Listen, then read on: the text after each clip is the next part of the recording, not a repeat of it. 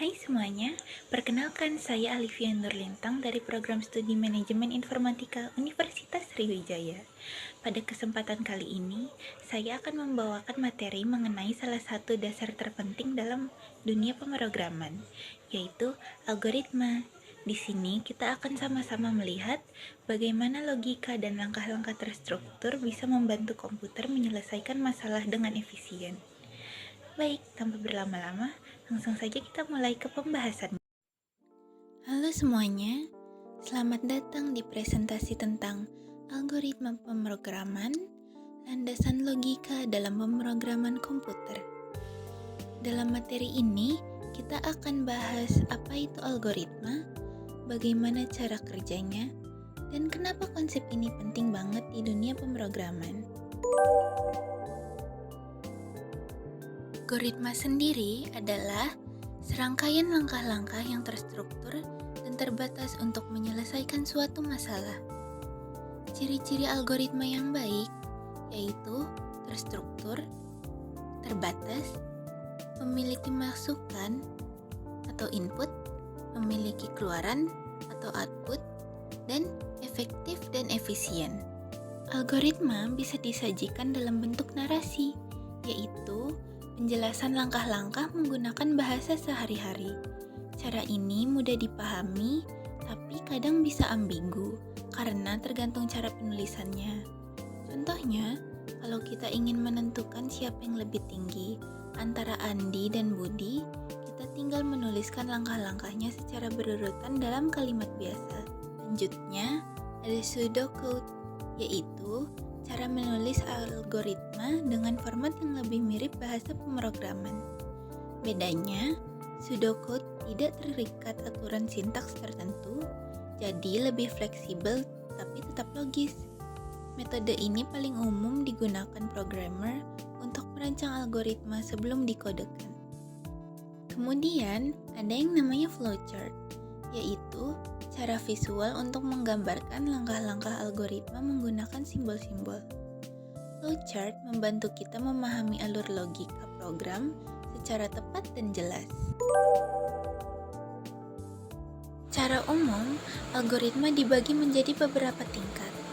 Dari tingkat dasar seperti perulangan dan percabangan, hingga tingkat lanjutan seperti divide and conquer atau dynamic programming, dan bahkan tingkat tinggi seperti algoritma paralel atau heuristik. Algoritma sekuensial menjalankan instruksi secara berurutan dari awal sampai akhir tanpa percabangan atau perulangan. Contohnya, menghitung luas persegi panjang mulai dari memasukkan panjang dan lebar, lalu menghitung luasnya dan mencetak hasil. Jenis algoritma berikutnya adalah percabangan, yang memungkinkan program membuat keputusan berdasarkan kondisi tertentu.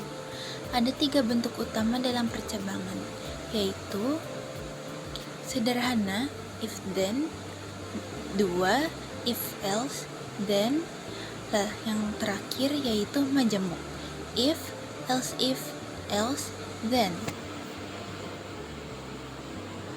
Percabangan sederhana if-then.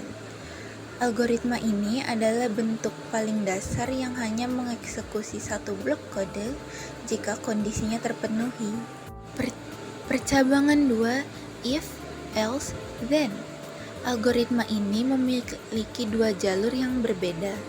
Satu jalur untuk kondisi yang benar dan satu jalur untuk kondisi yang salah. Algoritma percabangan yang terakhir yaitu majemuk, if, else if, then. Algoritma ini digunakan ketika ada lebih dari 2 kemungkinan hasil. Program akan memeriksa serangkaian kondisi secara berurutan. Kemudian, ada perulangan, yaitu algoritma yang mengulang langkah-langkah tertentu sampai kondisi tertentu terpenuhi. Ada 3 jenis utama, yaitu for loop, while loop, dan do while loop. Yang pertama, perulangan for atau loop for.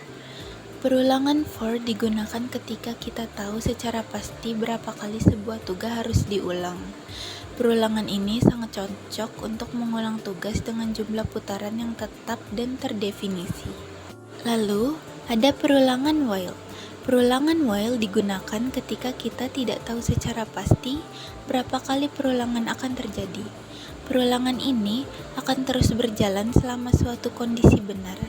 Jika kondisi di awal sudah salah, blok kode di dalam perulangan tidak akan pernah dieksekusi. Lalu, yang terakhir ada perulangan do while. Perulangan do while mirip dengan while, tetapi ada satu percabangan krusial, yaitu perulangan ini menjamin bahwa blok kode akan dieksekusi setidaknya satu kali, karena kondisi diperiksa setelah putaran pertama selesai. Untuk membuat algoritma yang baik, ada beberapa tahapan penting. Yang pertama, memahami masalah dengan menentukan input, proses, dan output. Yang kedua, menganalisis masalah, memecahnya jadi bagian-bagian kecil dan mencari pola logikanya. Yang ketiga, menyusun algoritma menggunakan pseudocode atau flowchart. Yang keempat, mengimplementasikan, yaitu mengubah algoritma ke bahasa pemrograman seperti C++, Java, atau Python. Dan yang terakhir, mengujinya untuk memastikan hasilnya sesuai harapan. Jangan lupa dokumentasi juga, penting agar kode mudah dipahami dan diperbaiki nantinya. Pemrograman adalah proses menulis instruksi agar komputer bisa menjalankan tugas tertentu. Awalnya, semua ditulis dalam bahasa mesin, berupa angka 0 dan 1, lalu berkembang jadi assembly, dan sekarang jadi bahasa tingkat tinggi, seperti Python dan Java, yang lebih mudah untuk dibaca. Pemrograman juga punya banyak paradigma, mulai dari imperatif yang berfokus pada langkah-langkah berurutan, deklaratif yang fokus pada hasil yang diinginkan, hingga modern yang menggabungkan keduanya. Lalu, muncul juga berbagai gaya pemrograman, yaitu procedural programming, structured programming, object-oriented programming, event-driven programming, concurrent and parallel programming, dan multi-paradigm imperatif. Pemrograman terstruktur lahir sebagai solusi dari spaghetti code atau kode yang berantakan. Dengan prinsip top-down, program besar dipecah menjadi modul-modul kecil. Struktur dasarnya ada 3, yaitu sequence, berurutan, selection, percabangan, dan iteration, perulangan. Dengan pendekatan ini, program jadi lebih rapi, mudah dibaca, dan gampang diperbaiki. Secara default, kode program ini dieksekusi secara berurutan, dari baris pertama hingga terakhir. Dalam banyak kasus, perlu mengubah alur eksekusi supaya program bisa mengambil keputusan, melakukan perulangan, atau melompat ke bagian kode tertentu. Oleh karena itu, perlu peran control flow. Dalam pemrograman, alur kontrol memungkinkan kita untuk mengendalikan urutan eksekusi instruksi, membuat program menjadi lebih dinamis dan fungsional. Dalam bahasa C++, alur kontrol menentukan bagaimana instruksi dijalankan. Seperti sequential, kode dijalankan dari atas ke bawah. Selection menggunakan if atau switch untuk pengambilan keputusan. Lalu ada iteration seperti for, while, dan do while untuk melakukan pengulangan atau loop, serta jump statements seperti break dan continue untuk mengatur kapan perulangan berhenti atau dilewati. Semua ini membuat program bisa berjalan dinamis dan fleksibel.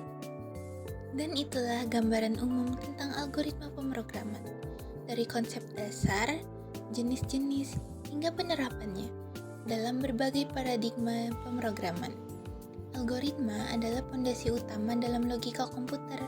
Dengan memahami algoritma, kita bisa menciptakan solusi cerdas dan efisien untuk berbagai masalah digital. Terima kasih sudah menyimak.